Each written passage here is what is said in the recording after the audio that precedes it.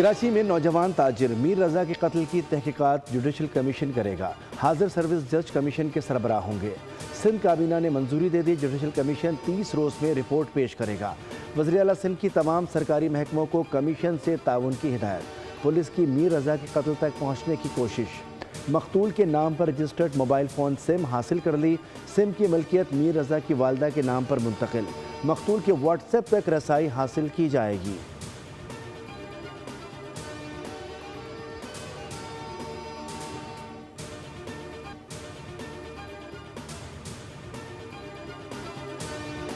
اور شام کے وزیر خارجہ اسد حسن الشیبانی نے 19 سال بعد پاکستان کا تاریخی دورہ مکمل کر لیا۔ دورہ دو طرفہ تصویراتی، سیاسی اور اقتصادی تعلقات میں ایک نئے باب کا آغاز قرار دیا جا رہا ہے۔ اعلیٰ سطح وفد نے وزیر اعلیٰ پنجاب وزیر اعظم شہباز شریف، نائب وزیر اعظم اسحاق ڈار اور سیکیورٹی قیادت سے اہم ملاقاتیں کی ہیں۔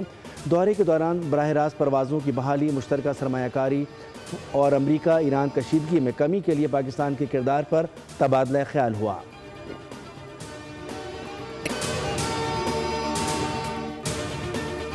وزیر اعظم شہباز شریف اور نواز شریف کی 2 گھنٹے طویل ملاقات کی اندرونی کہانی سامنے آ گئی۔ ملاقات میں بانی پی ٹی آئی کو اسپتال منتقل کرنے کے عدالتی فیصلے اور قانونی آپشنز پر مشاورت ہوئی۔ پی ٹی آئی کی توہین عدالت اور درخواست کے ممکنہ جواب پر بھی غور۔ نواز شریف نے کہا کہ پاکستان مزید کسی سیاسی اور آئینی بحران کا متحمل نہیں ہو سکتا۔ ملاقات میں آزاد کشمیر کے وزیر اعظم کے لیے مختلف نام بھی زیر غور آئے۔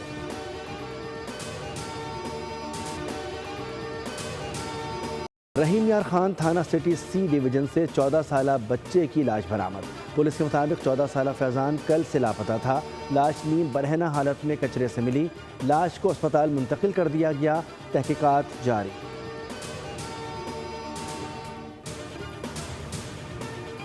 نائب وزیر اعظم اسحاق ڈار کل سے برطانیہ کے سرکاری دورے پر روانہ ہوں گے۔ برطانوی وزیر خارجہ سمیت اعلیٰ حکام سے ملاقاتیں کریں گے۔ اسحاق ڈار انٹرنیشنل میری ٹائم آرگنائزیشن کے سیکریٹری جنرل سے بھی ملاقات کریں گے۔ صومالی بحری قزاقوں کے زیر حراست پاکستانی عملے اور پاک برطانیہ تعلقات پر اہم بات چیت ہوگی۔ نائب وزیر اعظم برطانیہ میں پاکستانی نژاد کمیونٹی کے نمائندوں سے بھی ملاقات کریں گے۔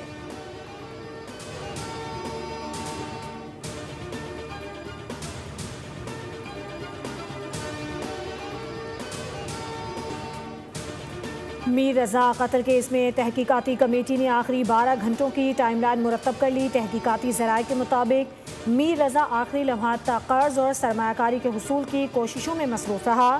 احمد راجہ سے 70 سے 80 لاکھ روپے کی سرمایہ کاری کے لیے ملاقات۔ بینک نے بہن کے نام پر 1 کروڑ قرض منظور ہونے کی اطلاع دی۔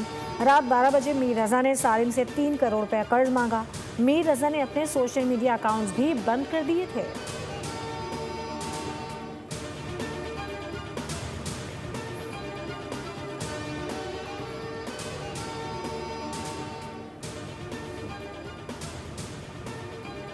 بانی پی ٹی آئی کی اسپتال منتقلی کا معاملہ۔ پی ٹی آئی نے سپریم کورٹ میں توہین عدالت کی درخواست دائر کر دی۔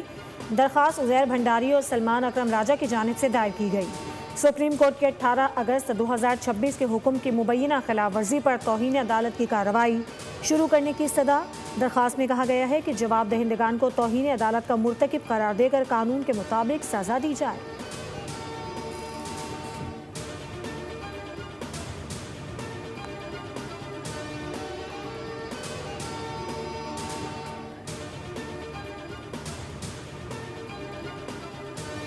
بانی پی ٹی آئی کی اسپتال منتقلی کا معاملہ اسلام آباد انتظامیہ نے بھی سپریم کورٹ سے رجوع کر لیا۔ عدالتی حکم کے خلاف نظر ثانی کی جلد سماعت کی درخواست دائر۔ 18 اگست کے حکم کو واپس لینے کی استدعا۔ درخواست میں بانی پی ٹی آئی کو اڈیالہ جیل سے نجی اسپتال منتقل کرنے کے احکامات کو چیلنج کیا گیا۔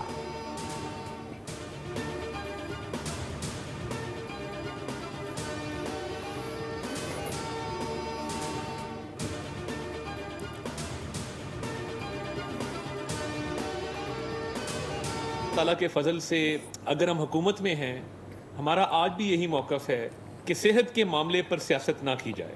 جب تحریک انصاف برسر اقتدار تھی اور ان کے لیڈران اور ان کے اپنے چیئرمین اس وقت کے وہ بیان بازی کرتے تھے، وہ روز ایک نہ ایک ویڈیو جاری کرتے تھے اور وہ صحت کے حوالے سے ہمارے سیاسی لیڈران کی تصحیح کرتے تھے۔ वफाकी वज़ीर इत्तलात अता तारा ने पाकिस्तान तहरीक इंसाफ को अदालती अहकामात की तौहीन का मुर्तकिब करार दे दिया। मीडिया से गुफ्तगू में कहा कि इलाज व मुआलजे के हवाले से इंतज़ामिया ने अदालती हुक्म पर अमल दरामद किया। अदालत ने वाज़े कहा था कि कोई बयानबाजी नहीं होगी, लेकिन मीडिया टॉक की गई, सियासत भी हुई, बयानबाजी भी हुई और सिक्योरिटी में भी रखना डाला गया। बानी PTI का तिब्बी मुआयना शफाफ तरीके से कराया गया। बानी की बहन और शिफा अस्पताल के डॉक्टर्स भी मौजूद थे। शुरू दिन से यही मौक़िफ़ है कि सेहत के मामले पर सियासत नहीं होनी चाहिए। बानी जब खुद वज़ीर आज़म थे तो लोगों की सेहत पर तंज करते थे।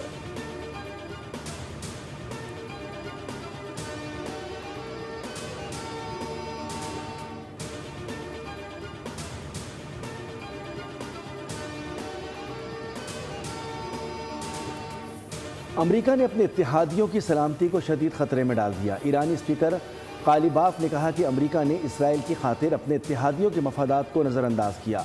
खित्ते में अमन व सलामती के लिए मकामी और आज़ाद इलाकाई निज़ाम नागुज़ीर है। हमसाया ममालिक से नए सिक्योरिटी इंतज़ामात, माशी ताउन की तश्कील के लिए पैगामात मिले हैं। खित्ते में नया सिक्योरिटी निज़ाम, माशी निज़ाम इलाकाई ममालिक की कोशिशों से बनना चाहिए।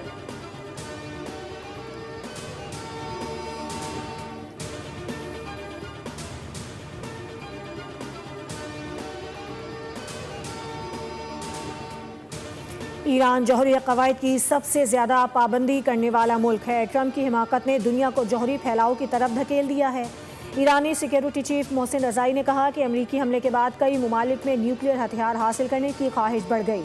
हमसाया ममालिक अमरीका के साथ इक़्तिसादी जंग में शामिल न हों। इक़्तिसादी जंग में ताउन करने वाले ममालिक को दुश्मन समझेंगे। हमसाया ममालिक ने अमरीका का साथ दिया तो हुर्मुज़ से तेल की एक बूंद नहीं निकलेगी। खलीज फारस से तेल की बरामद के मुतबादिल रास्तों को भी निशाना बनाया जाएगा।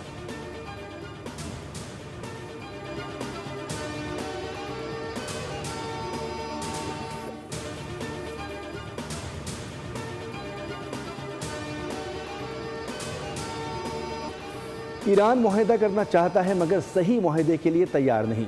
अमरीकी सदर डोनाल्ड ट्रंप ने दावा किया है कि ईरान के पास फौजियों और पुलिस को तनख्वाह देने के लिए रकम नहीं। ट्रंप ने ईरान की क़यादत पर तंज करते हुए कहा कि ईरान में कोई सदर नहीं बनना चाहता, जो मेरे लिए एक मसला है। अमरीका को इस पूरे खित्ते में मुकम्मल कंट्रोल हासिल है, जिसमें अब नया हुर्मुज़ के साथ साथ उससे मुतसिल ज़मीनी इलाके भी शामिल हैं।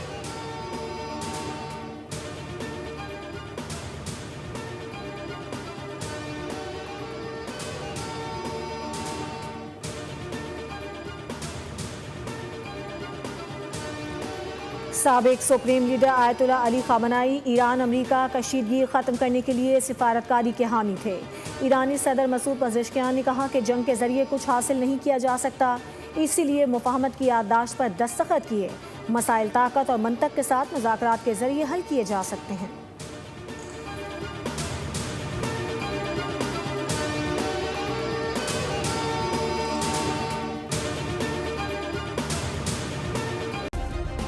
सब्सक्राइब करें और बेल दबाएं ताकि कोई खबर रह न जाए।